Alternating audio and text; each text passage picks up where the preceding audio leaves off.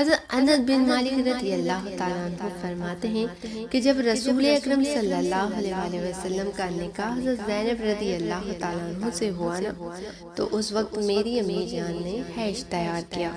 اب آپ لوگ سوچ رہے ہوں گے یہ حیش کیا ہوتا ہے؟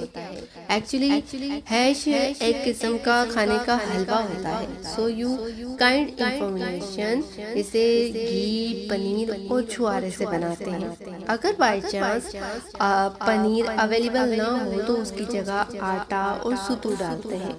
سو حضرت انس فرماتے ہیں کہ میری امی جان نے حیش کو پیالے میں ڈال کر مجھے دیا اور کہا، بیٹا اسے رسول اکرم صلی اللہ علیہ وآلہ وسلم کی خدمت میں لے جاؤ اور عرض کرو کہ میری امی جان نے آپ کو سلام کیا ہے اور عرض کی ہے کہ یہ تھوڑا سا حیش آپ صلی اللہ علیہ وآلہ وسلم کے لیے ہے، سو اسے قبول فرمائیے۔